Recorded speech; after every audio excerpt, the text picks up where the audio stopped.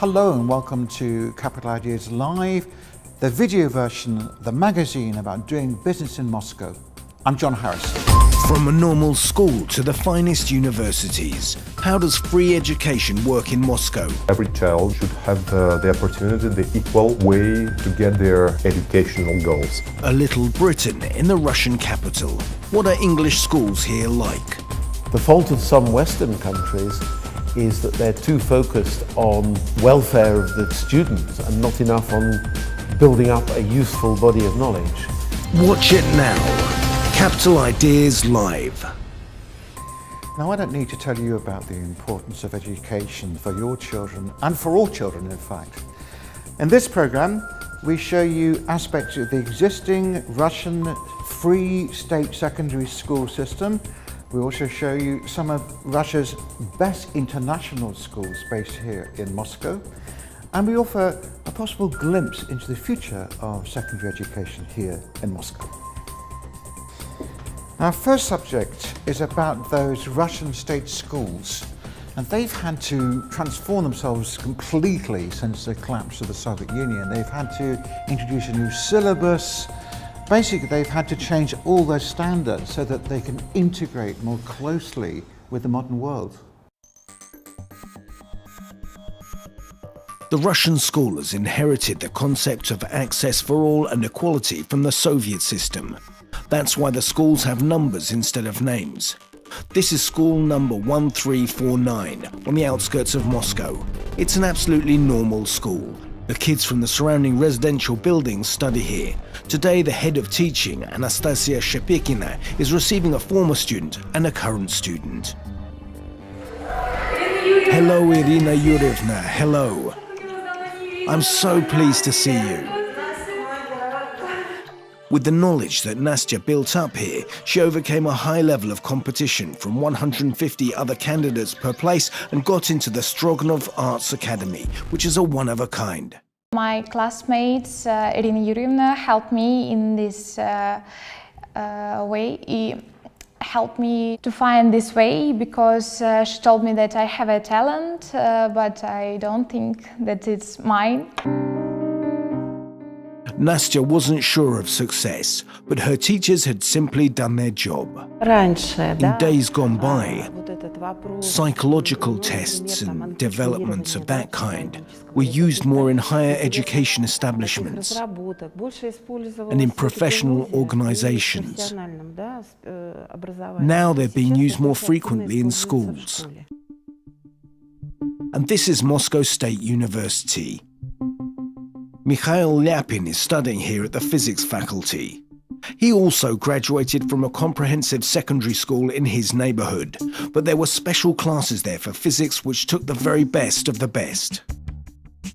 The school was the base that I'd been looking for 11 years, where they let me get on with what I loved and didn't get in the way too much with the other stuff.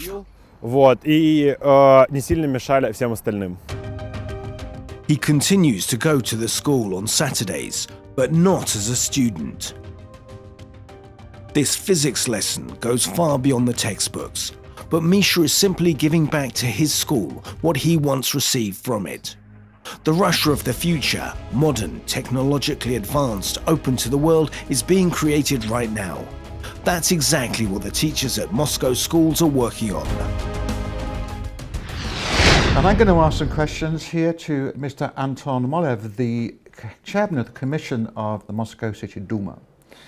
I'm so old and I've lived here for such a long time. Immediately I think of the Soviet sort of education system. How much has it changed since the end of the Soviet Union, and what's new? 7 years ago we started the program when the money go after the person, I mean after the student. The more students you have in your school, the more money you have. So it's more performance-based then, or size-based? Yes. It's both personal based. Okay, personal school-based. Yes, for sure. Right, okay. It means that our Moscow schools got more freedom to operate, to manage inside, and to make different decisions. Every child, every person should have the opportunity, the equal way to get their educational goals. So you're introducing more liberalism, excuse that word, into the schools. Yes, for sure. Okay, there's a lot of private schools coming in here from abroad. They're called international schools. I mean, there's one or two opening each year, and some of them are quite mean in large. Moscow? In Moscow, you know, the Brooks Education, Cambridge International, British International School, ISM, ESS, and then they're gone forever. Yeah, I know a lot of them. Yeah. A lot of them. And why? Firstly, why do you allow these schools to open up? Why? Because in a way they're showing they're highlighting the bad aspects of the state system that they exist. I don't see any problem in that. Okay. I'm sure that the better results are there when we have the variety, the different ways. In that case, I can tell you that for 2 or 3 previous years, about 30 or 35 Moscow schools started IB programs. Right. And I'm very appreciate that approach, and it's very interesting. I visited several IB international conferences. It's very interesting, and that is great that Moscow can, not only Moscow, different Russian cities, but Moscow for sure have more possibilities for that. Of course, in Moscow, there are a small number of private, so-called independent or international schools operating, and they provide an education which is almost identical to that you can find anywhere else in the world. Our next report is about those schools which are now operating in competition with each other, which is actually not a bad thing, as it ensures that they provide a full range of educational facilities. Private schools are chosen by the most prosperous and most responsible of Moscow parents.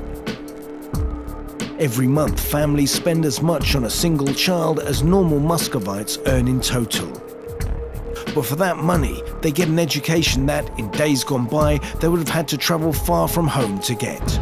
All our students bilingual, like their working language at school is English, and we encourage our students to speak only English, even outside the school. I control it, but sometimes to me, I don't want to speak English and just speaking on Russian.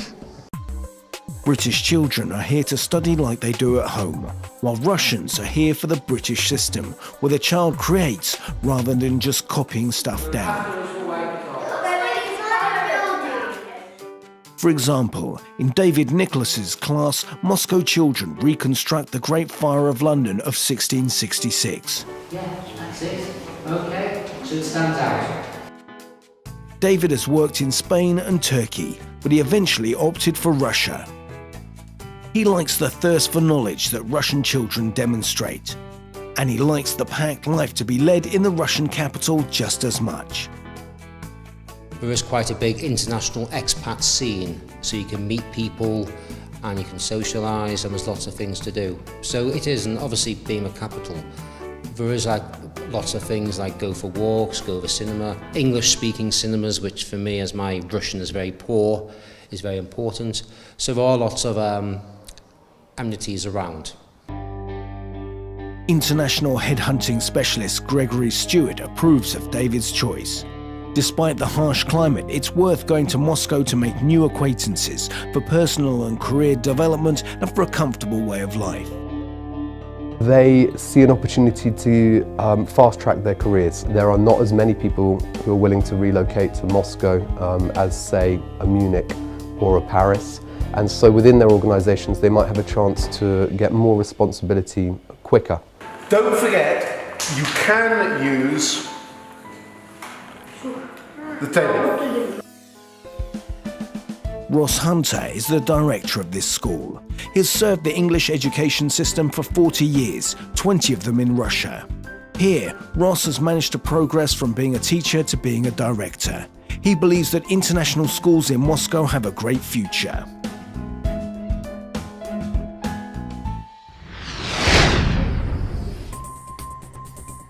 Now, education has changed in Russia significantly since the fall of the Soviet Union. And one of the biggest changes, of course, is the appearance of international schools. Now, what are international schools? How do they operate? What are they for? Now, this is what I'm going to be talking about with Ross Hunter, who's the headmaster of ESS Lefortovo, one of the international schools I'm talking about, and also the founder of a series of schools around Moscow. In Russia, what is the best syllable for an international school to adopt to be able to allow it to educate Russian children? I think to an extent that's a false god. The international curriculum, whether it leads to A-levels or IB, has quite a lot of common factors, including multilingualism, including objective exams set and marked externally, but most of all, it's the style of teaching which is promoting independent learning. It's not good enough just to get the grades in school. Students have got to be ready for the much tougher, unsupported life at a university. So we are not just drilling knowledge in, we are looking to inculcate a mindset which is questioning, problem solving, and independently driven. Okay, well that's actually very good that you talked about that, because there is some criticism, a lot of criticism being levelled at secondary schools in Russia, in general, state schools as well as international schools, that they're exam factories, that all they really want to do is to produce people who can get into university with certain grades. Let's be clear, everybody has a right to expect the highest academic standards and good exam grades. Yeah. If you can match the Russian system of enormous quantities of knowledge, balance that with an inquiring mind and a problem-solving approach, you've got a really strong combination. Yeah. The fault of some Western countries is that they're too focused on welfare of the students and not enough on building up a useful body of knowledge. But it's considered that a lot of new independent schools have already opened and a lot more are going to open. How many of these schools can the Russian market take? Moscow is continuing to grow. Moscow is enjoying a period of rising prosperity. There seems to be no limit to the number of families, local and expat, who want the best for their children and are prepared to put their hands in their pockets and offer something a little bit special and a little bit more useful in the later stages. So I hope you found out something interesting and useful for you about education in Moscow in this program. That's all we have time for today. Thank you very much. I'm John Harrison.